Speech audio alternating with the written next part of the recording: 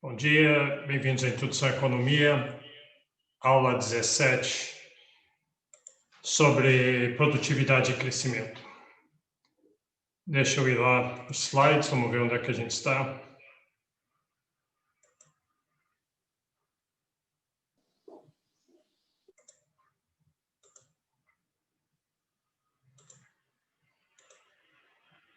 Ok, então vamos lá.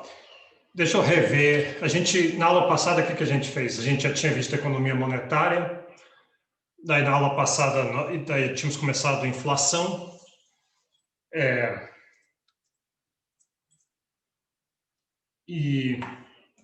Já tínhamos começado de inflação. Pode só admitir, tem gente chegando aqui. Ok. Aí já tínhamos começado a inflação, vimos toda aquela coisa de inflação, o que causa a inflação, quais são as teorias de inflação, hiperinflação e o que fazer sobre inflação, dado que você acredita em determinada teoria. Então, isso foi a inflação. Mais para frente, lá no final, na parte sobre o Brasil, nós vamos ver o caso específico do Brasil, inflação no Brasil, que tem muita coisa, muita história ali. E aí nós começamos na aula passada essa parte de produção e crescimento econômico. Então, deixa eu rever o que a gente viu. A gente viu assim, só uns 10, 15 minutos disso. Então, a ideia aqui é olhar crescimento e a gente quer saber sobre crescimento de longo prazo, crescimento sobre décadas, séculos. E não esse crescimento assim, esse mês o Brasil, o crescimento foi mais baixo do que o outro. Isso a gente chama de conjuntura. Então, na conjuntura tem oscilações, mesmo quando a tendência é de alta, a tendência de queda, a conjuntura tem essas oscilações. Aqui a gente está interessado no longo prazo. Então, a nossa medida de crescimento é PIB. Então, o PIB vai crescendo anualmente. A gente viu como é que calcula o PIB, o que entra no PIB, várias formas de medir o PIB. Então, agora a gente vai ver os determinantes do PIB crescer ou não crescer ao longo do tempo. Então, nós vimos que... Então, como é que a gente começou? Começamos olhando poupança. Qual que é a ideia de poupança? Poupança é você recebe uma renda e daí você toma a decisão de consumir, porque renda serve para consumir, mas tem que tomar uma decisão, além de no que você vai consumir, você vai tomar uma decisão se você vai consumir hoje ou amanhã. Se você resolver consumir no futuro, você está poupando. Então, você está poupando, está definindo o consumo e está fazendo isso ou para ganhar, para aumentar essa renda que você está poupando, porque ela vai receber juros de alguma forma, ou você só está querendo, por precaução, ter esse dinheiro no futuro, por previdência. Né? Vimos que tem poupança privada, que é quando pessoas e empresas, os agentes econômicos fora o governo, poupam, e poupança pública é o governo, quando o governo arrecada, a arrecadação do governo é a renda dele, ele põe o imposto em cima da gente, arrecada para prover bens públicos, se ele prover bens públicos, e aí, se ele não gastar tudo que ele arrecadou, eu tenho poupança do governo. Vamos ver mais para frente que tem poupança externa também, que são quando pessoas no exterior recebem renda e eles resolvem não consumir toda a renda hoje, eles guardam parte da renda, e aí eles resolvem investir essa renda, digamos, aqui no Brasil. Então, para o Brasil, aquilo é uma poupança externa. Alguém fora do Brasil está deixando de consumir e nós vamos consumir aquela poupança deles em troca, é claro, de pagar de volta no futuro em uns juros. Então, essa é a poupança. E aí, o que acontece com essa poupança? Ela fica parada ali no banco? Ela fica embaixo dos colchões? Não, ela é investida. Então, poupança vira investimento. E investimento é crucial para o crescimento de um país. Por isso que a gente está tratando disso aqui nessa aula sobre crescimento de longo prazo. Então, investimento vai gerar nova infraestrutura, vai gerar treinamento, vai aumentar a capacidade do país de produzir. Então, por isso que você vai investir. E, no agregado, poupança e investimento é a mesma coisa. Claro que você pode pensar assim, se alguém poupa e deixa o dinheiro embaixo do colchão, esse dinheiro não está virando investimento. Esse dinheiro está parado ali. Mas, em geral, as pessoas não fazem isso. Você poupa no sistema financeiro e daí o sistema financeiro empresta aquele dinheiro para outras pessoas. Então, no agregado poupança e investimento, para o indivíduo, não. Você pode ser um poupador e tem outras pessoas que estão investindo. Não necessariamente quem poupa é quem está investindo, mas no agregado da economia, sim. E quem faz essa intermediação é o mercado financeiro. E nós acabamos com esse pedaço aqui na aula passada. Pegamos aquela identidade, aquela definição do PIB, que é PIB pela ótica da despesa. Então, PIB é Y é renda total, é produto total, tudo que foi gerado em um ano na economia. E a gente vê que a gente pode decompor isso nas despesas.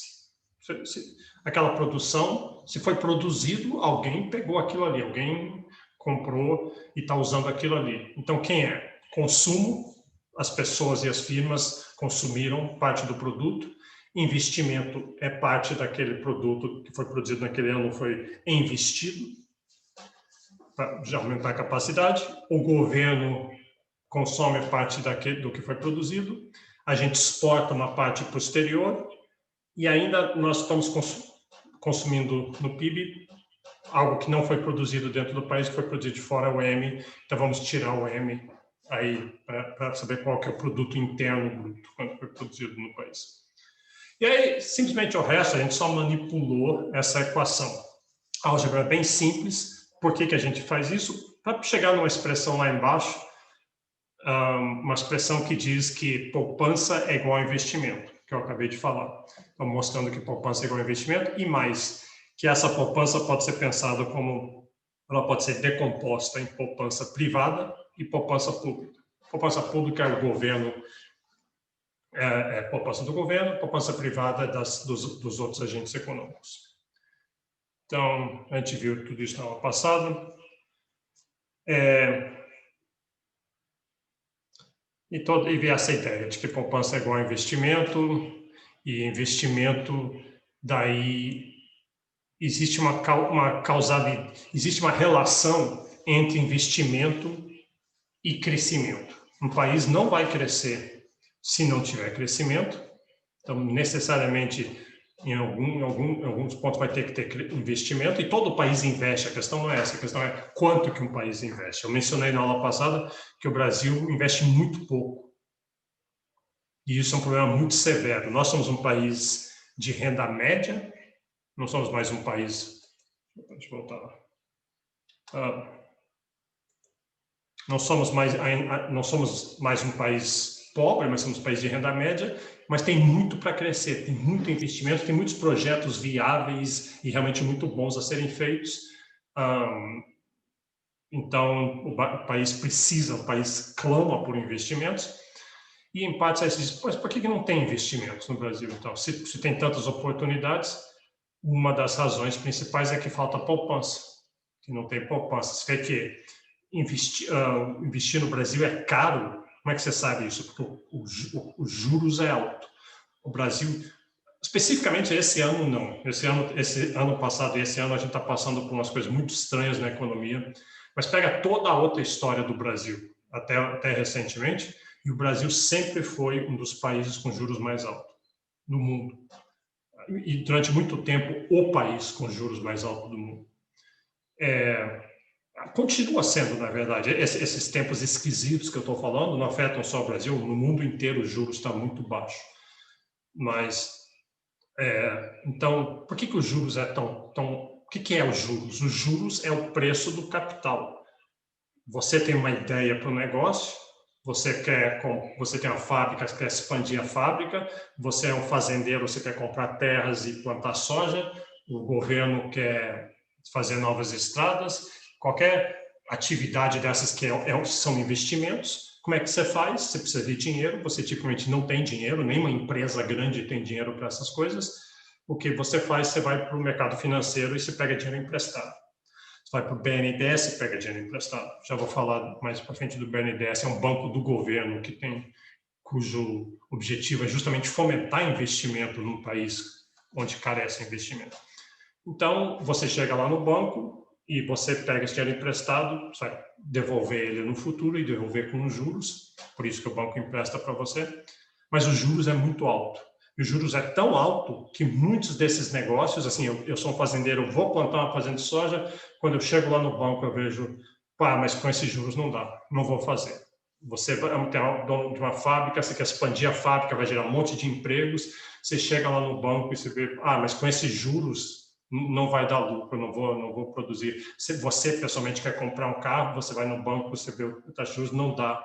Então, com juros altos, muitos negócios não acontecem. E se eles não acontecem, esse investimento não acontece, e lá daqui a 2, 3, 4, 5 anos, essa capacidade produtiva que poderia estar aumentada, poderia estar avançada, não está porque o investimento não foi feito. Então, é um problema muito grande. E, de novo, eu repito isso, mas é importante, especialmente para o Brasil, especialmente para um país como o Brasil, que precisa de investimento e onde investimento seria particularmente rentável. Então, por que os juros é alto? Os juros é alto porque não tem poupança. Por que o banco está botando os juros altos? Na verdade, tem toda uma discussão sobre isso, mas uma das razões é que o banco, para ele emprestar para você, ele precisa que as pessoas poupem. E como tem baixa poupança no Brasil, historicamente, secularmente tem baixa poupança no Brasil, o banco tem pouco capital para emprestar, que nem um verdureiro que tem poucas maçãs para vender e tem muita gente querendo maçã, vai aumentar o preço da maçã. O sistema de preço de oferta e demanda. Aí você pergunta, mas por que tem pouca poupança, então? Que diabos? Tem pouca poupança porque no Brasil as pessoas não poupam muito. Isso tem razões econômicas e tem razões até culturais. Mas veja provavelmente veja a sua família. Aposto que você pessoalmente não poupa muito, se bem que na sua idade muitos de vocês não têm renda ainda, então não é bem uma decisão ainda, mas veja a sua família. A família típica brasileira poupa pouco, não tem o hábito de poupança. A gente tem uma cultura e uma visão, especialmente aqui em Brasília, porque quase todo mundo aqui em Brasília é funcionário público, e funcionário público tem, historicamente, tem estabilidade, e não só estabilidade, porque eles têm estabilidade, sabe, você não vai ser despedido. Então, muito da ideia de ter uma poupança é para resolver esses problemas futuros que podem acontecer, essa previdência de precaução. Mas, além disso, um funcionário público, isso não é mais verdade, mas o problema que está na cabeça de muitas pessoas, o funcionário público antigamente, quando ele se aposentava, ele continuava recebendo o seu salário, no mesmo nível para sempre.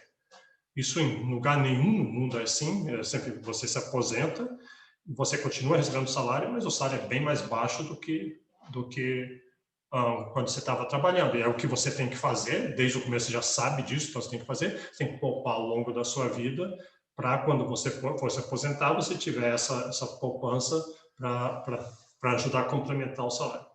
Mas no Brasil, e esse foi um dos problemas da Previdência, por isso precisa reformar a Previdência, por isso que a Previdência está quebrada, o que eles dizem. É verdade, a Previdência está quebrada, precisa reformar. Foi muito generosa, ela prometeu, você trabalha para o governo, você é funcionário público, e você vai ter essa aposentadoria depois, sem interrupção quando você se aposentar. E aí, se eu sei disso, se eu sou um funcionário público e eu sei disso, e aliás, eu sou um funcionário público, professor universitário é funcionário público, e como eu entrei há muito tempo, eu já sou velho, né? Então eu entrei há muito tempo na UNB, eu entrei na época em que eu tenho direito, supostamente, a essa, quando eu aposentar, meu salário deve continuar. Então, o que eu penso? O que esses funcionários públicos todos pensam? Para que eu vou poupar? Eu não preciso poupar, porque eu estou coberto, o governo vai cuidar de mim até eu morrer. E isso, no meu caso, está prometido para mim, mas eu não sei se vai ser verdade, porque a Previdência não vai ter como pagar isso. Né? Porque não tem... Antigamente conseguia pagar isso porque tinha muitos jovens, a cada ano entrava mais jovens, tinham poucos velhos recebendo essa aposentadoria generosa, e você tinha muitos jovens, como vocês, entrando no mercado de trabalho, então os jovens estão sempre pagando a previdência dos velhos. Mas agora está mudando, está virando o contrário, vai ter muitos velhos se aposentando e menos jovens entrando para pagar. Então, a conta não fecha, então eu não tenho certeza, eu tenho direito, tá? Direito constitucional, eu tenho direito, mas eu não sei se eu tenho direito. Então, o que eu faço? Poupo, claro, vou poupar enquanto isso. Mas a maioria das pessoas não faz isso e aí não tem, aí tem pouca poupança no Brasil. Isso é muito perigoso, eu gosto de falar isso, porque assim, muitos de vocês falam assim, o que vocês querem fazer? Se eu estivesse aqui na sala de aula, quem aqui vai virar funcionário público? 99% das pessoas na UNB, inclusive na pós-graduação, levantam a mão. Todo mundo quer fazer concurso. Lá na economia, está todo mundo querendo concurso do Banco Central, concurso do Tesouro, concurso da Câmara, TCU, essas coisas. E aí, então, vocês, parentes, vão virar funcionários públicos. E um perigo que existe é que quando vocês entrarem, então, daqui a 2 anos vocês vão passar um concurso e vão entrar, pelas novas regras da Previdência, vocês não vão ter a aposentadoria garantida no mesmo nível. A sua aposentadoria, quando se aposentar, vai ser bem menor. Só que vocês não internalizaram, provavelmente, isso é a minha teoria, a maioria das pessoas não internalizaram isso porque vocês olham os seus pais, seus tios, seus amigos, as pessoas na televisão, os outros funcionários públicos, e vê que eles não estão poupando. Recebem e gastam, inclusive gastam a mais, se endividam. Mas eles podem porque as regras para eles são diferentes. Bom, então, pessoas no Brasil não poupam. Então, mas diz, puxa, então, da onde vem a poupança para o investimento? Uma coisa pode ser o governo pode poupar. O governo, como é que é o governo poupar? O governo, ele cobra impostos, ele arrecada os impostos, com esses impostos ele tem muitos gastos, ele tem que prover educação, saúde, pagar os funcionários públicos, tudo que o governo faz. Mas se ele arrecadar mais do que ele gasta, sobra um tanto, e isso é poupança. É uma renda que não é gasta pelo governo. Então, aquilo vai para o mercado financeiro, o governo aplica no mercado financeiro, ele empresta aquele dinheiro para o mercado, e aí aquilo pode virar investimento.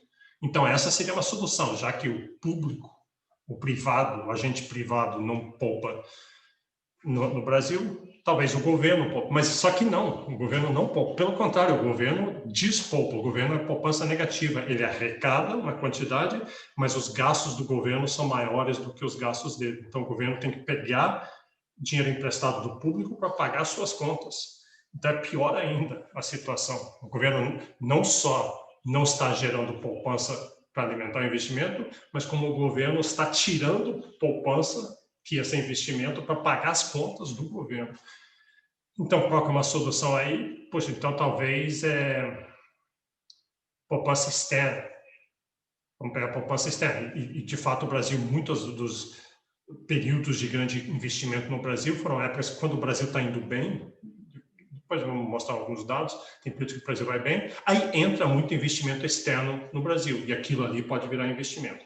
E esse investimento externo quer entrar no Brasil porque o Brasil tem essas oportunidades todas. Então, eu já vou falar mais sobre isso daqui a pouco, mostrar os dados, os gráficos, mas o ponto aqui é só a importância é essa. No Brasil tem pouco investimento. Bom, deixa o lado do Brasil de fora, vamos pensar em termos genéricos.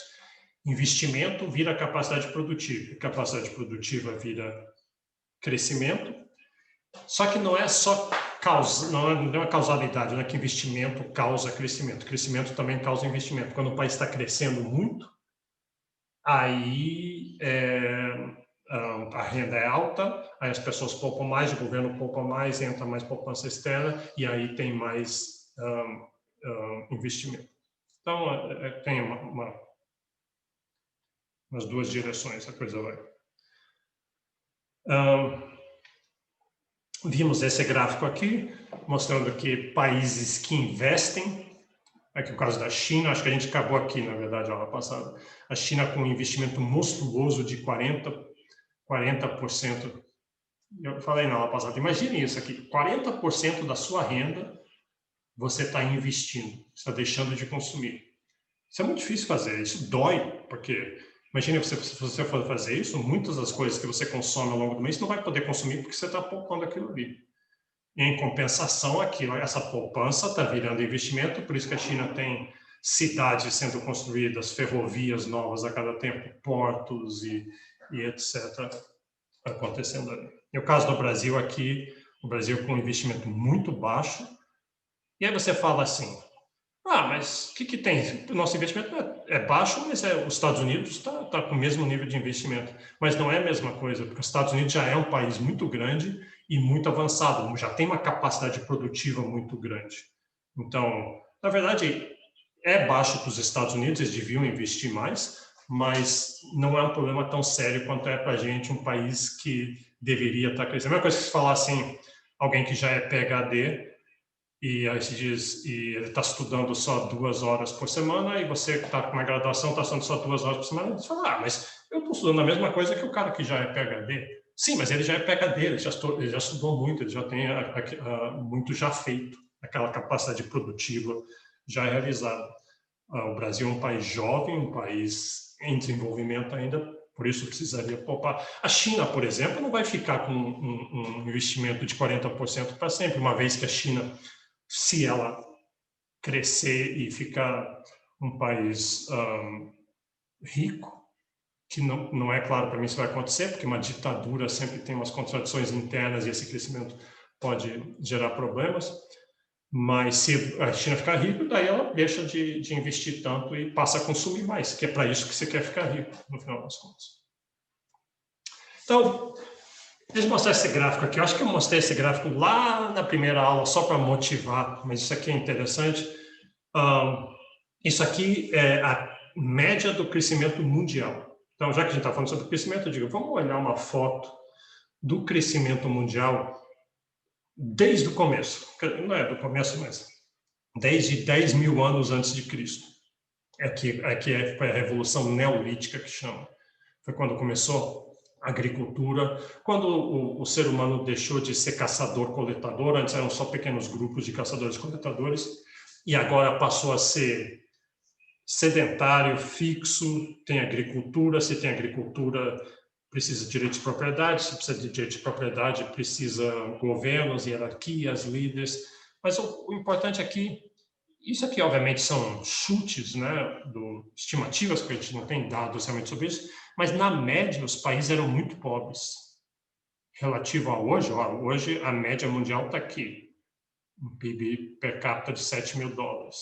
Então naquela época, mas você diz assim, como é que você está dando um valor para isso? Pega o que eles consomem, o nível de consumo das pessoas durante todos esses milênios aqui era incrivelmente baixo. É claro que aqui no meio tem o Império Romano, tem o Império Otomano, tem umas dinastias chinesas que cresceram muito, mas foram eventos isolados e que reverteram malthusianamente.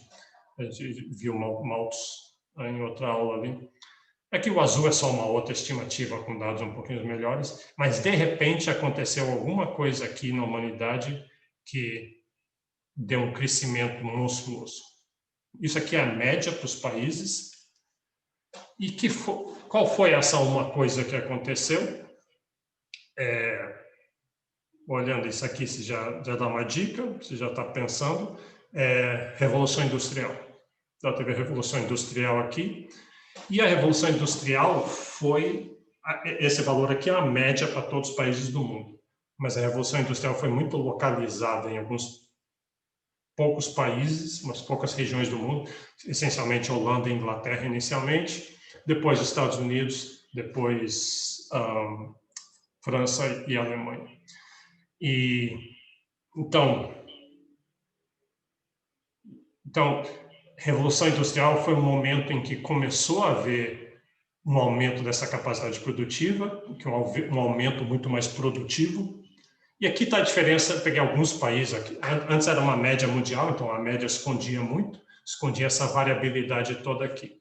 Aqui eu peguei alguns países ricos e alguns países que não são os países ricos, e desde 1950 até 2004, mas eu já devia estender esse gráfico aqui hoje, ele continua nessa mesma tendência que você vê, dois grupos, né? Um grupo de países com PIB per capita muito alto, de $25.000 por pessoa, ou mais, aqui em preços de...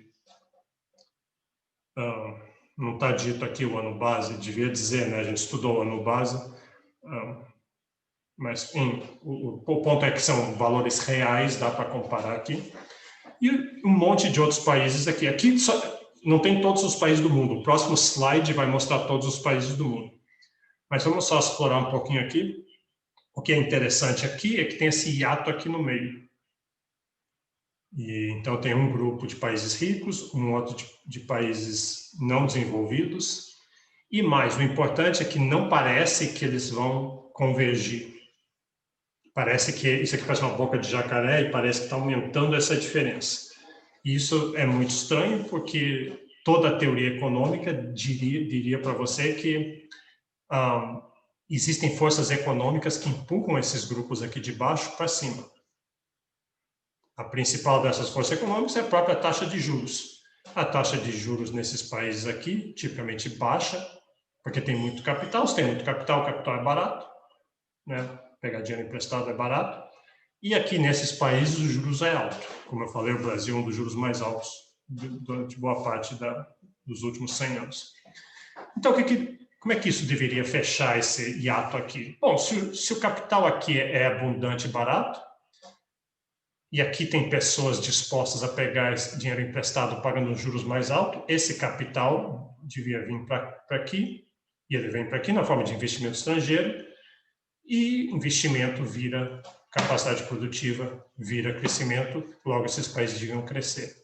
Essa é a teoria, que chama a teoria da convergência. Isso a gente observa em alguns lugares que isso acontece, mas com um todo você vê que parece que está havendo uma divergência aqui, e parte da explicação é que esse capital não está vindo suficientemente para cá. Está vindo pouco desse capital. Ele capital quer vir na busca dos juros mais altos, mas tem alguns empecilhos, e boa parte desses empecilhos são incertezas. Né? Às vezes tem governos ruins aqui, quem está aqui quer investir nesses países, mas tem medo que o sistema judiciário não vai funcionar bem, não vai ser imparcial, que vai haver expropriação, que as regras não são claras, e esse tipo de coisa. Então, esse é um problema muito grande para o Brasil. O Brasil, durante um bom tempo, ele melhorou essa reputação que ele tinha, de obedecer às regras, de ser um lugar sério, Estado de Direito. E quando ele fez isso, por exemplo, de 94 até 2010, muito capital entrou no Brasil, muito dessa poupança externa entrou no Brasil, e foi muito bom para o Brasil. Né? A gente precisa dessa poupança. Só que nos últimos 3, 4 anos, essa reputação meio que se evaporou. O Brasil está com péssima reputação e muitos desses investidores estão receosos de vir para cá. Eu já vou falar um pouquinho mais sobre isso, sobre esse investimento externo. É um tema que tem muita controvérsia, eu imagino que muitos de vocês têm opiniões fortes sobre isso. Então, a gente já volta a esse tema. Deixa eu só olhar aqui em todos os países do mundo, quase todos. Então, aqui estão os países, tem uns 26 países ricos, com renda per capita acima de $20.000. Tem 73 países, vou chamar de pobres, o Brasil, inclusive, está aqui, a China está aqui embaixo, porque é PIB per capita, lembra? Tem 1 bilhão de chineses para dividir qualquer riqueza que tem lá. E só tem 11 países aqui no meio. Então, esse gráfico anterior, aquele espaço vazio, não está realmente vazio lá, mas são poucos os países aqui no meio. O que eu estou dizendo é que essa bipolaridade do mundo é real. O mundo é um mundo bipolar, é ricos e pobres, desenvolvidos, não desenvolvidos, primeiro mundo, terceiro mundo. O segundo mundo, não tem segundo mundo. O segundo mundo era, na verdade, na época da Guerra Fria, os países atrás da cortina de ferro. Então, essa é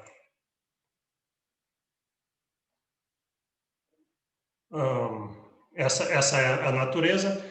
O que está escrito aqui, eu acho que eu botei isso, Kuznets é um economista, ele nota que um país pobre, a participação dos setores, isso aqui, o que isso quer dizer? Que nesses países pobres, tipicamente, a agricultura é o principal setor e tem pouca indústria. Isso no mundo antigo. Hoje em dia, a indústria já não é o setor principal, é a área de serviços e conhecimento. Né? Então, tem agricultura, indústria, serviços, mas antigamente era assim.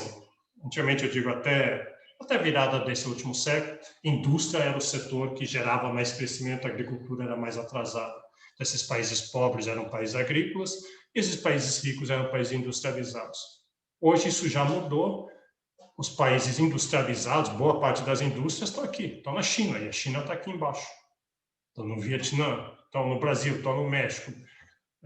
Os países ricos delegam a produção industrial, que é suja, que tem problemas de trabalho e essas complicações, e o que é feito aqui em cima é mais no setor de conhecimento, de criação, de inovação, de serviços, hoje de computação, esse tipo de coisa.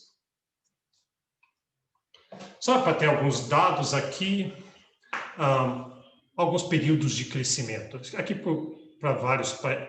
Acho que aqui é mais América Latina, comparando a América Latina. Então, 60 a 70, 70 a 80, 80 a 90 e aqui o período inteiro. Então, você vê que a América Latina, um crescimento de 2,5 é um crescimento razoável. Lembra que 2,5 exponencialmente, se você crescer todo ano 2,5,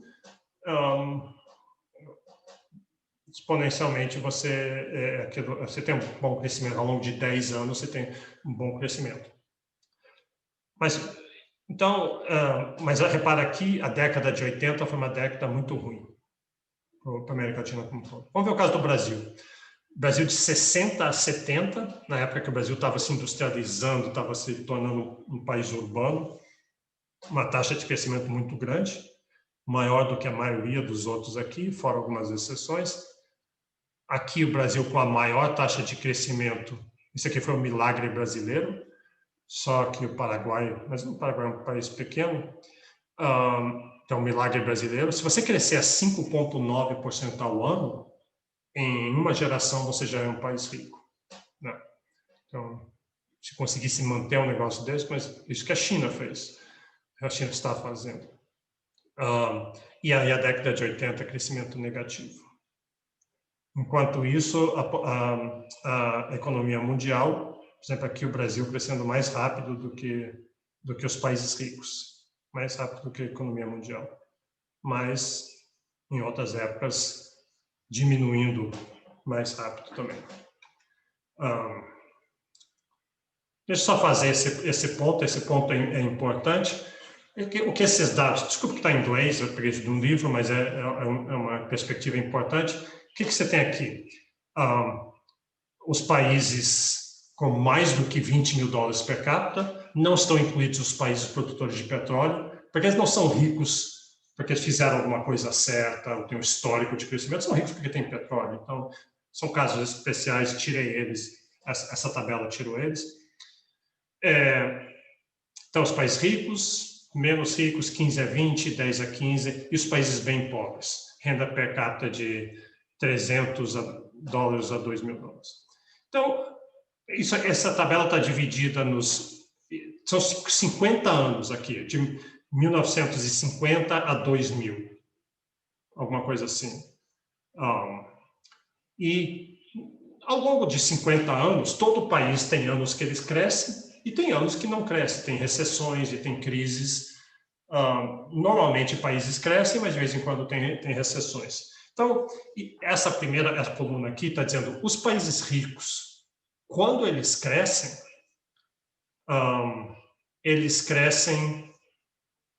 a taxa de 3,8%.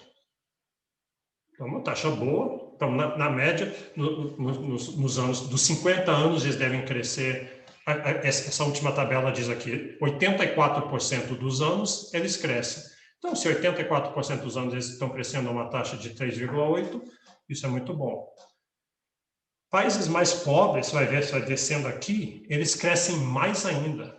Países mais pobres crescem 5% quando eles crescem.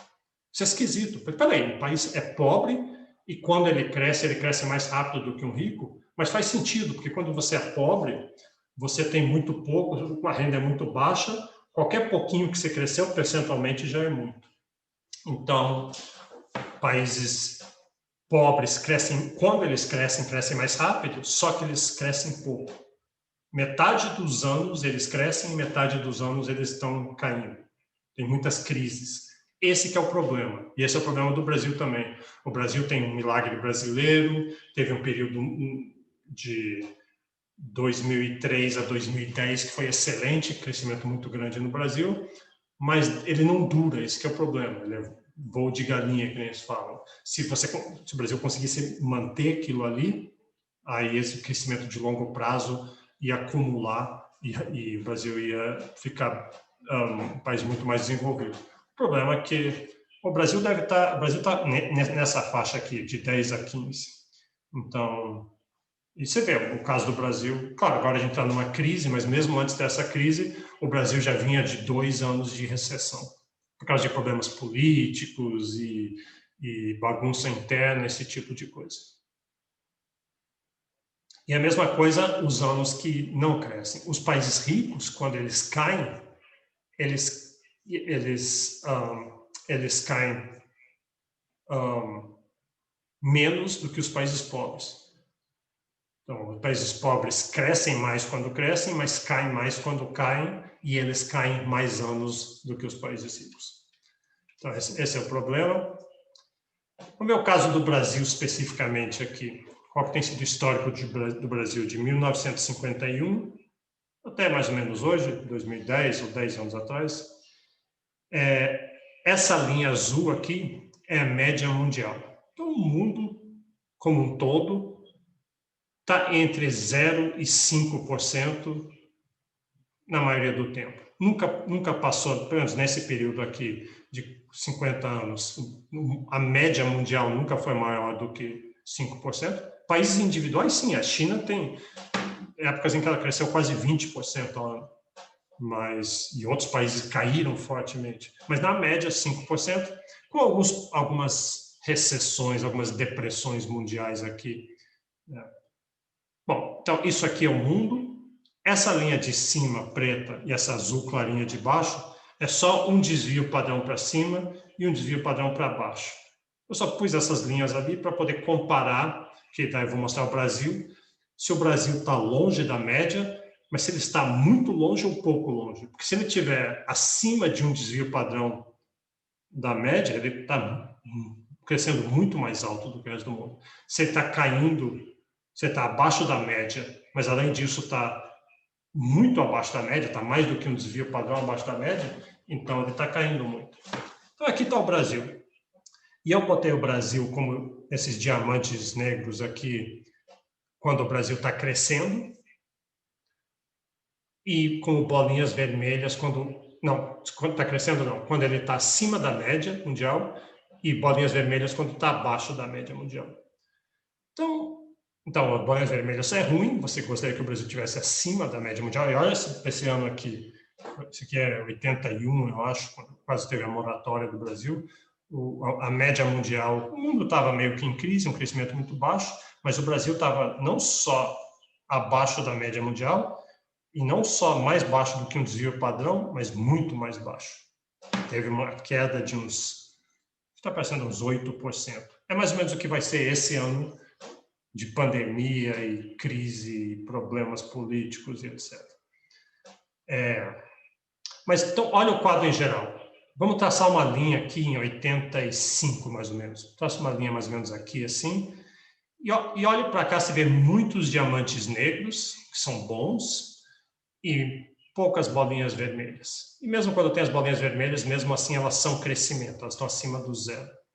E nesse período, a partir de 85, você vê poucos anos acima da média mundial e muitos anos abaixo.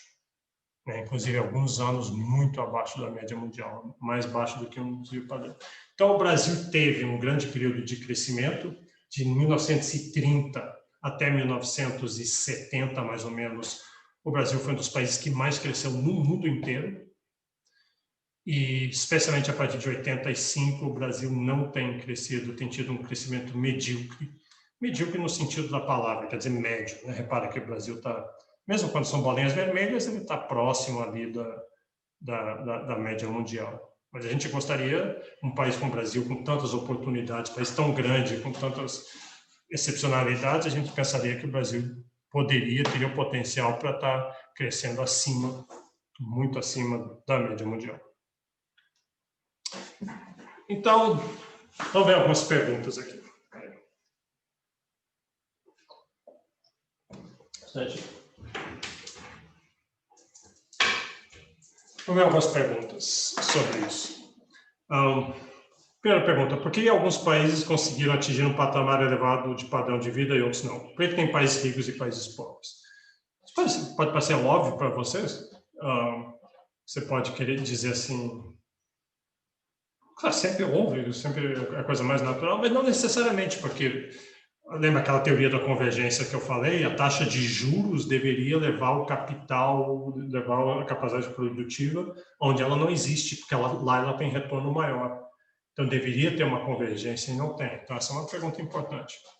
Aliás, essa pergunta, eu falei nas primeiras aulas muito sobre Adam Smith, né? E lembra qual que é o nome do livro do Adam Smith? Lá em 1776, lá quando a Revolução Industrial ainda estava acontecendo, um dos livros mais importantes de toda a humanidade. O título do livro é essencialmente esse ponto, essa primeira pergunta. O título do livro é Uma Investigação na Natureza e Causa da Riqueza das Nações. Ou seja, por que alguns países são ricos e outros são pobres? Por que alguns conseguiram atingir um patamar elevado de padrão de vida e outros não? Quais fatores explicam o crescimento dos países? É a mesma pergunta. Os países pobres estão fadados a permanecer nessa condição? E o Brasil, nós somos fadados a ficar sempre um país ali de renda média ou o Brasil é o país do futuro, que nem dizem muitas vezes ironicamente por aí. E, talvez importante, em termos de recomendação do que fazer, que políticas esses países poderiam adotar para alcançar níveis aceitáveis de padrão de vida para suas populações. Então, parte disso aqui, isso é um tema muito importante em economia, muita gente vira economista por causa desse tipo de pergunta, né? Economia tem vários temas, mas esse é um dos temas principais.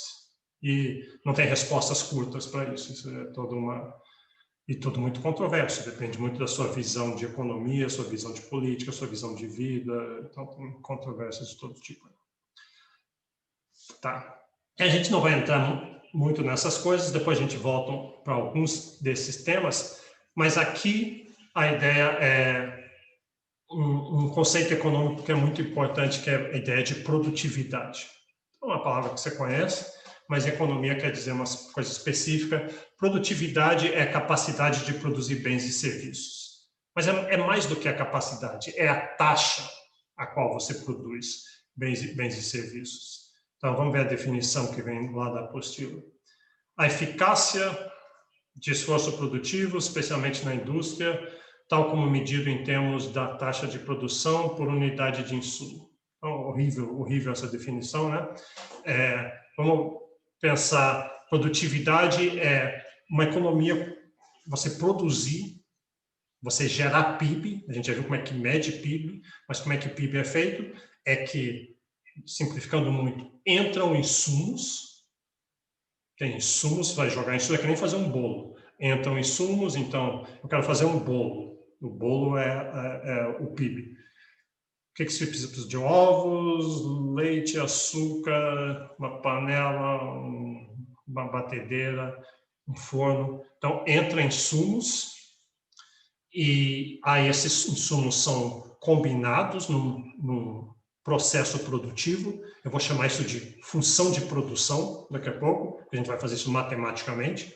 Então, os insumos entram lá e aí essa função de produção, esse processo produtivo, ele vai manipular aqueles insumos, que nem quando você faz um bolo, você quebra os ovos, mistura o leite, põe no forno, deixa descansar, faz isso, faz aquilo, põe um fósforo, põe um palito para ver se está pronto, tudo processo produtivo, e aí sai produto. Então, entra insumo, processo produtivo, sai produto.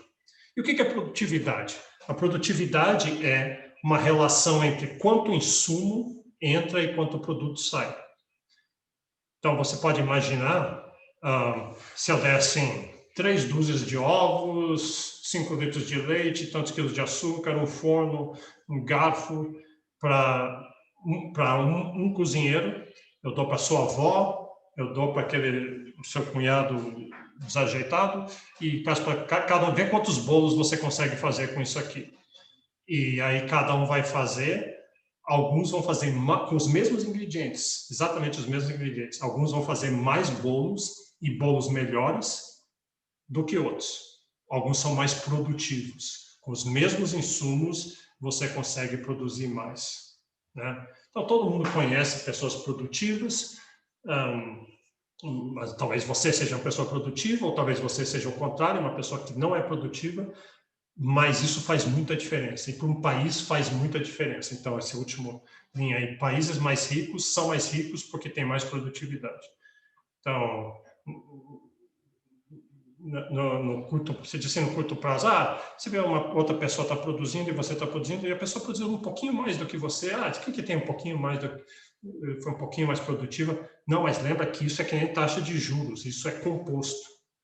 Porque daí no segundo período, esse outro país vai começar com mais coisas e vai ter mais coisas para combinar, e como ele é mais produtivo, vai gerar mais ainda, então vai descolar, vai gerar um gráfico que nem aquele que a gente viu.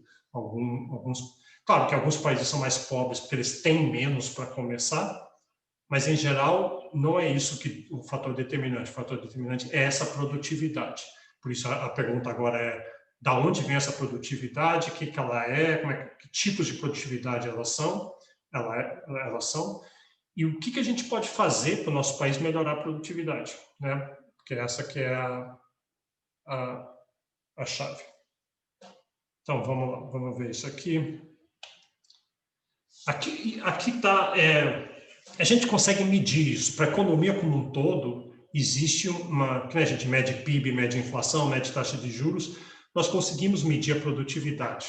É meio esquisito, porque assim, é a produtividade da economia como um todo.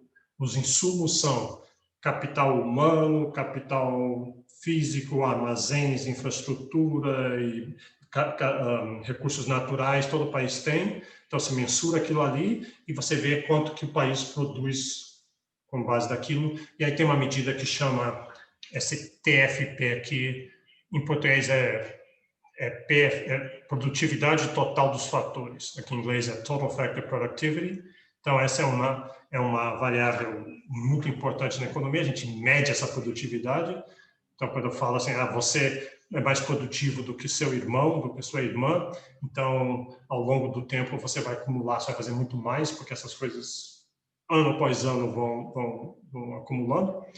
E países têm essa mesma coisa, e aqui está. E aqui está, isso aqui para os Estados Unidos, esse caso aqui. E você vê que a produtividade estava aumentando ao longo do tempo, isso é bom. Você pensa, poxa, meu país, cada década está ficando mais produtivo do que antes. Só que, e aqui, esse vermelho é o que teria acontecido se os Estados Unidos tivessem continuado aumentando a produtividade na mesma taxa que eles estavam aumentando até a década de 70. Mas daí aconteceu alguma coisa muito estranha, que a produtividade parou de aumentar tão forte. Continua aumentando, né? Continua aumentando, mas muito menos do que estava antes. E isso é verdade para o resto do mundo como um todo. Os Estados Unidos, inclusive, é um dos que está melhor nesses termos. Depois eu vou ver se eu consigo um gráfico do Brasil, mas o Brasil está pior do que os Estados Unidos.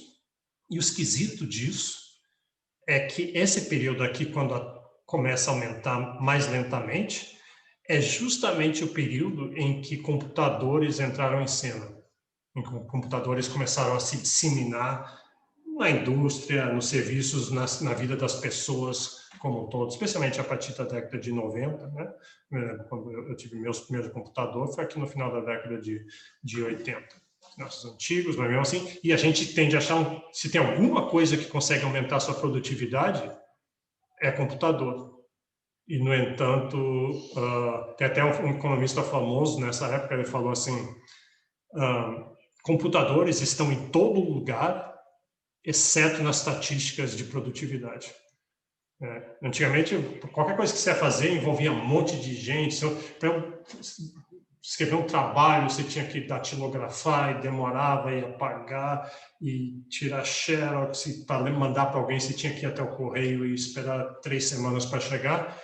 Hoje, só eu faço essas coisas, não preciso de ajuda de secretárias, de outras pessoas, e é rápido e manda instantaneamente. Eu me sinto muito mais produtivo, vocês se sentem produtivos, e, no entanto, não está aparecendo aqui. Isso é meio que um paradoxo da taxa de produtividade. Tá. Então, vamos lá. Produtividade. Produtividade é essa taxa a qual insumos são transformados em produtos, e a gente pode quebrar essa produtividade em produtividade do capital físico, do capital humano, dos recursos naturais e conhecimento tecnológico. Então, qualquer insumo que você vai usar para produzir, digamos assim, você vai fazer uma fazenda nova. Então, poxa, fazer uma fazenda nova, eu preciso da terra, preciso do recurso natural, mas daí eu vou precisar de uns tratores para tirar as árvores, eu vou precisar contratar umas pessoas para fazerem isso, preciso do capital físico, capital humano, e preciso da tecnologia. Então, qualquer esforço produtivo vai envolver esses tipos de capital. Recursos naturais você pode chamar de capital natural. A gente vai ver que tem um papel muito importante para conhecimento tecnológico. Então, o que são essas coisas? Botei só alguns exemplos aqui. Capital físico são máquinas, equipamentos, tratores. E aqui eu botei um capital físico sendo usado para criar uma vala ali, para enterrar um cano, imagino, e pegou esse indivíduo aí, pegou o capital físico dele, chamado de enxada, e está lá cavando a vala, e ele tem uma certa produtividade. A produtividade tem que ser medida assim como em, talvez, metros por dia. Ele vai conseguir fazer tantos metros por dia dessa vala com tal profundidade, etc. Ele vai usar essa enxada. E aqui tem um outro lugar que está fazendo o mesmo produto, que é uma vala de certa profundidade, só que ele está usando outro capital físico, esse aqui chamado uma escavadeira. E qual desses vai ser mais produtivo? Esse aqui é muito mais produtivo. Então, você pode imaginar que isso vai refletir no crescimento econômico desses lugares ao longo do tempo. É muito engraçado quando você vai para os Estados Unidos, você chega lá assim, aqui no Brasil você vai assim, num posto, por exemplo, ou numa lanchonete, ou numa loja, e tem 10 funcionários atrás do balcão, e nos Estados Unidos você chega lá, tem um posto de gasolina, é uma pessoa só fazendo. E tem um monte de equipamento, é tudo eletrônico e digitalizado. Em termos de trabalho, peso de mão de obra, um é muito mais produtivo do que o outro. Aqui, capital humano, com capital... Recentemente, no Twitter, teve essas discussões meio ridículas que sempre tem, meio ideológicas, assim, todo mundo tentando dizer que os outros estão errados. E teve algumas pessoas que estavam criticando os economistas que usavam o termo capital humano. E a gente usa, esse é o termo que se usa em economia. Capital humano é esse insumo, é um insumo muito importante em qualquer processo produtivo, tem que ter pessoas, capital humano, mas a discussão achava que era meio falta de tato, mostra como economistas são malvados, pessoas são pessoas, não pode chamar de capital humano, nós não somos capital humano. É meio ridículo essa crítica, porque aqui é uma análise científica do processo produtivo, e um insumo importante tem o capital físico, tem o capital humano, tem o capital natural. Então, mas capital humano não é só pessoas, é mais específico, é essa destreza, essa capacidade, habilidade. Então, pessoas diferentes têm capital humano diferente. Vocês agora estão aqui me ouvindo, não é porque eu sou o cara mais interessante do mundo, mas é para aumentar o seu capital humano. Vocês estão aumentando o seu capital humano. Vocês estão investindo no seu capital humano. E vocês estão fazendo isso porque compensa fazer isso. Porque isso vai se refletir para vocês. Esse capital humano é uma coisa rara e depois vocês vão vender esse capital humano, vocês vão alugar esse capital humano no mercado. Ou seja, vocês vão arrumar um emprego e receber salário por isso. E o fato de vocês fazerem isso é bom para o país, porque o país vai aumentar a produtividade do país, de ter mais pessoas com treinamento, com capacidade, destreza, know-how, essas coisas. Outro capital humano é outro capital natural. O capital natural são recursos naturais, rios, peixes, florestas, minerais, renováveis, não renováveis, vocês sabem que são recursos naturais, e recursos naturais são essenciais para muitos tipos de produção. Você vai querer fazer uma fazenda de soja, vai precisar, vai querer uma indústria de baterias, vai precisar de terras raras, vai precisar de cobre, vai precisar de várias outras coisas, precisa de água, precisa do ar e tudo mais. Então, recursos naturais são essenciais e recursos naturais não estão ali assim esperando. É muito difícil você achar eles e transformar eles para poderem ser usados. Então, requerem muito investimento. Eu vi um negócio interessante assim numa palestra. Chegou um cara e falou assim, tem 2 continentes e tem um continente que, em média, no subsolo desse continente, tem uma riqueza muito grande de minerais e variedade de minerais e de petróleo e de outros recursos valiosos. E nesse outro continente aqui, não tem muito pouco. Um continente é a África e outro continente é a Europa. Qual é qual? Aí você para, todo mundo para e pensa assim, não, a África é o que tem os recursos, né? Essa ideia que a gente tem da África, que tem os recursos todos, e a Europa não, a Europa tem cidades, tem riqueza e tudo, mas a gente não visualiza recursos naturais na Terra. Só que é o contrário. A África tem muito pouco e a Europa tem muito. Mas como? Como é que pode? É porque, na verdade, a África tem. Os recursos estão lá, mas requer investimento, requer achar eles, requer todo um trabalho que não foi feito ainda. Inclusive, a China está lá fazendo muito esse trabalho agora. Aí os governos locais estão tentando fazer, mas é caro, é difícil, enquanto que a Europa já fez e faz. Se tem alguma coisa no chão na Europa, eles já acharam, que já fizeram esse investimento. Então, eu só estou falando desse ponto para mostrar que recurso natural não está lá boiando, é só esticar a mão e pegar. Requer todo o investimento. E aí tem uma questão interessante, que é essa questão do maldição dos recursos naturais. Se eu chegar para você e falar assim, olha, eu sou Deus e eu fiz o mundo aqui e vocês aqui, brasileiros, vocês podem escolher um país para vocês e deixa eu ver o que eu tenho para oferecer para vocês. Aqui eu tenho um país aqui que é um país grande, tem muitos recursos naturais, tem florestas, tem água, tem belezas naturais, tem peixes, fauna, flora, minerais, recursos, tem todas essas coisas. Se vocês quiserem, vocês podem ficar lá, a gente chama de Brasil, vocês ficam lá. E tem esse outro país aqui, não tem muita coisa não tem até a falta d'água, tem poucos recursos naturais, pouca vegetação, a flora é meio pouco diversificada. Qual dos dois você quer? E, obviamente, todo mundo vai escolher o primeiro com muitos recursos naturais, é melhor ter mais do que menos.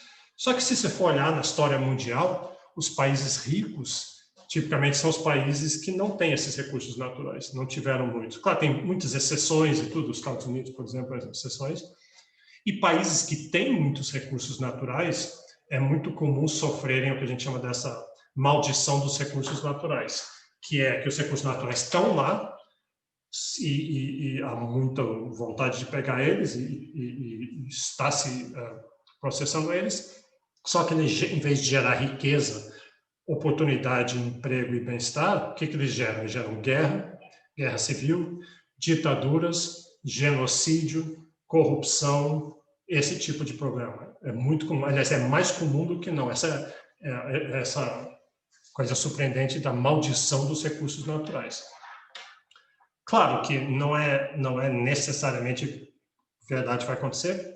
Por exemplo, tem uma comparação que sempre se faz da Noruega e da Nigéria. Eu acho que escolhem esses dois países porque os dois têm muitas florestas, recursos naturais, os dois têm muito petróleo, são dois países que mais têm petróleo no mundo, e os dois começam com N.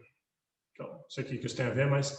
E enquanto que na Nigéria a maldição está lá, ocorreu guerras civis, pobreza, genocídio, ditaduras, e a Noruega, ao contrário, com os mesmos recursos naturais, gerou crescimento, bem-estar, educação, etc. Por quê? Qual que resolve esse dilema? É instituições, as regras do jogo. A Noruega tem instituições políticas, as regras do jogo, que constrangem os governos, tem freios e contrapesos, Estado de Direito, enquanto que a Nigéria não tem. E o Brasil, então por isso que o Brasil, todo mundo ficou muito feliz quando o Brasil descobriu o sal, pré-sal, né, o pré-sal, uma das maiores jazidas de petróleo do mundo, no mar. Muita gente ficou feliz, outras pessoas, economistas em geral, ficaram, opa, quer dizer, todo esse petróleo seria uma coisa boa, mas a gente sabe que ele corre risco de uma maldição dos recursos naturais. E as instituições brasileiras, não sei se vão ser capazes de lidar com isso. E tem vários estudos que mostraram, pelo menos a nível municipal, aqueles municípios que recebem os royalties do petróleo, lá no Rio de Janeiro, Campos e Maricá, alguns outros assim, tem vários estudos mostrando que lá a maldição dos recursos naturais funciona. Entrou muito dinheiro, royalties de petróleo, esses municípios deveriam ter melhorado a vida das suas populações, educação devia ter melhorado, saúde devia ter melhorado, mas o que aconteceu foi políticos corruptos e briga política e aquelas coisas, e na verdade piorou a situação naqueles países, daqueles municípios. E aí, a quarta coisa, quarto elemento em produtividade, talvez o elemento chave, é conhecimento tecnológico. Eu nem gosto de chamar assim na aposentadoria, eu diria conhecimento. Porque tecnologia é uma coisa que requer conhecimento, mas conhecimento não só sobre tecnologia, sobre em geral, sobre várias outras coisas até não tecnológicas. Então, conhecimento é fácil entender que conhecimento vai aumentar a sua produtividade. O exemplo dos bolos que eu falei.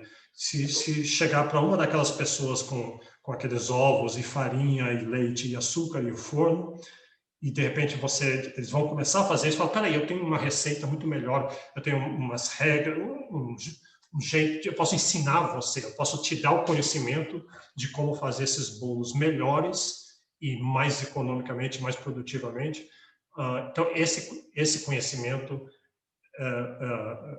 é talvez o melhor canal para aumentar a produtividade. Mais do que ter mais capital físico, mais capital humano, conhecimento.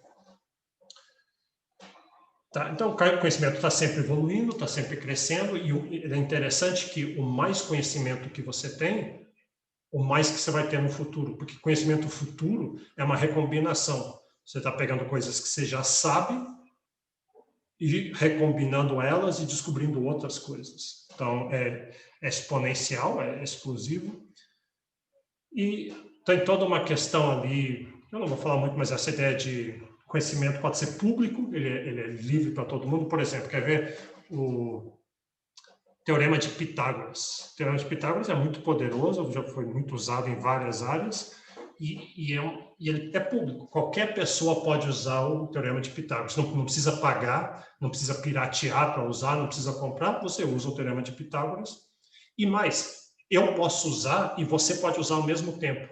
Lembra quando a gente aprendeu sobre bens públicos, da exclusividade e da rivalidade em consumo? Conhecimento não tem isso. Todo mundo pode usar ao mesmo tempo. Então, quando um novo conhecimento surge, ele pode ser usado por todo mundo. Ou existe também conhecimento que é patenteado. Eu descubro uma coisa, eu pego uma patente, e agora, se você for usar, você tem que me pagar. Por que existe isso? Justamente para criar um incentivo para que eu vá incorrer os custos para descobrir coisas novas. Por exemplo, a vacina do Covid só vai sair. Por que tem tanta gente correndo atrás? Porque eles vão ser pagos de alguma forma. Você não pode depender de altruísmo das pessoas para um negócio como esse.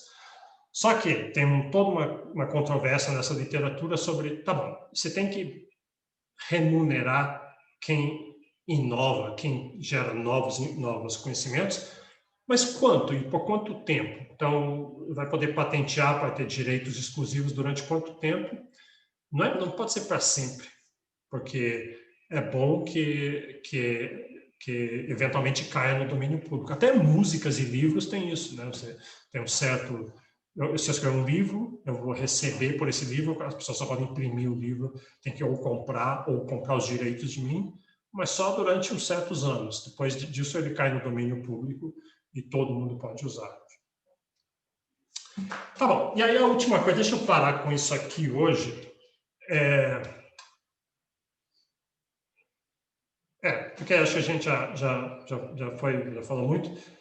Deixa eu mostrar aquela função de produção que eu falei. E aí a gente vai ver aonde se encaixam esses elementos da produtividade. Então, a função de produção é uma função, porque é uma função matemática, mas ela é muito geral. A gente não está botando os parâmetros todos nela. Uma função geral pode ter várias especificações específicas, né? Pode ter vários jeitos de escrever de maneira específica.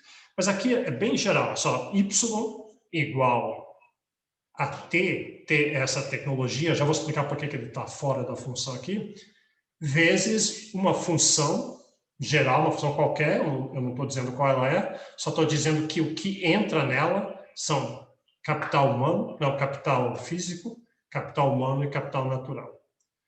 Então, o que é essa função? Você pode, que diabos é isso aqui? Esse é o processo produtivo. Então, você pode pensar esse F é simplesmente uma receita, um algoritmo, como se fosse um algoritmo de bolo. Uma função produção de bolo seria assim, pegue 3 ovos, quebra os ovos, separa a gema da clara, mistura com açúcar, bate na batedeira durante tanto tempo, depois adiciona o leite. Então, a função de produção é a receita, de como combinar essas coisas. Pode haver uma receita geral, eu não vou dizer o que fazer, eu só vou dizer os insumos que entram. É o que está aqui. Só estou dizendo os insumos que entram, mas na vida real tem todo um processo específico ali cheio de parâmetros. Então, eu estou dizendo, o que essa função está dizendo? Que o PIB, o Y, o produto, tudo que é produzido durante um ano no país, a gente está no nível macroeconômico aqui, não é um produto, uma coisa, todo o produto da economia, o Y, o nosso PIB, a gente já sabe como é que mede isso. Então, o PIB, tudo que foi produzido durante um ano na economia, vai ser uma função de quanto capital tem, quanto capital físico, capital humano e capital natural. Então, essas coisas vão ser combinadas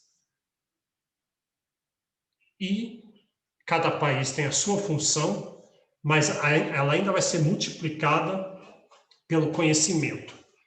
Aqui está recursos tecnológicos, mas eu quero pensar isso como conhecimento. Conhecimento, 2 países fazendo a mesma coisa, mas um país com uma tecnologia melhor do que o outro, vai dar muito mais produto. Então, isso é como se fosse a função de produção da economia. Entram insumos, K, H e N, num processo produtivo, onde eles são combinados e recombinados, e onde um molho especial nesse processo produtivo é esse conhecimento, e disso vai sair o produto. Países que conseguem tirar muito dos insumos são países produtivos, e eles vão crescer rapidamente, porque essa produtividade, ano a ano, ela está exponencialmente, como juros compostos lá, o que você produz em um ano, no próximo ano faz parte da base que você vai crescer de novo aquilo ali. E países que têm pouca produtividade vão pegar os insumos que eles têm, recombinar com um molho bem mais fraco, e vai dar menos produto, e isso, ano após ano, vai se refletir um pouco o crescimento econômico, e logo você vê alguns países crescendo e outros não crescendo. E aí, o que você quer saber, especialmente para um país como o Brasil. O Brasil é um caso interessante, porque certamente o Brasil não é um país com crescimento, a gente não está naquele grupo de 26 países mais ricos, mas o Brasil também não é um país, não é um caso perdido. Um caso com pouca esperança. O Brasil já teve, como eu falei, durante meio século, o Brasil foi o país que mais cresceu do mundo. Então, a gente mostrou que pode acontecer aqui. Já aconteceu antes, então pode acontecer de novo. E o Brasil, de vez em quando, tem uns saltos, tem uns períodos onde tudo dá certo, tudo funciona bem, de novo, dando aquela demonstração de que nós temos o que é necessário. Por ser um país grande, o Brasil está muito bem localizado, esse nosso o tamanho, o mero tamanho geográfico e tamanho de população são muito importantes. Tem várias razões porque aquilo gera vários ganhos de escala e vários outros tipos de ganho. Então, o Brasil está ali na beira, na soleira da porta para entrar, só que tem alguma coisa que parece, né? Tem alguns ajustes aqui, coisas mais estruturais que precisam ser feitos. E aí que entra, essa vai ser a pergunta, eu vou parar nisso por hoje, mas a pergunta é, então, dado que a gente sabe o que afeta o crescimento econômico, quais políticas públicas o país pode fazer para gerar mais crescimento? O que o governo pode fazer? Esse é um papel de um economista, né? Vir com ideias. Vamos investir em educação, capital humano, vamos investir em infraestrutura, capital físico, vamos investir em pesquisa para tecnologia, como, quando fazer essas coisas. E é claro que isso é tudo muito controverso, tudo muito sujeito a pontos de vistas, a ideologias, e vai ter as brigas correspondentes que sempre tem nessas coisas, mas em parte é isso que torna o negócio interessante. Então eu vou parar aqui, daí a gente continua com essa discussão na aula que vem. Alguém tem alguma pergunta sobre isso? Alguma questão? Crescimento econômico? Então, ótimo. Então, a gente para, hoje é quarta-feira, então a gente vai se encontrar... Hoje acho que era dia do funcionário público, alguma coisa assim, era feriado e não foi feriado, cancelaram o feriado na última hora, alguma coisa, eu não cheguei a ver muito bem. Em todo caso, a gente teve a aula, se você estava achando que era feriado, daí ouça a gravação depois e fica tudo bem. E a gente continua segunda-feira que vem. Até então.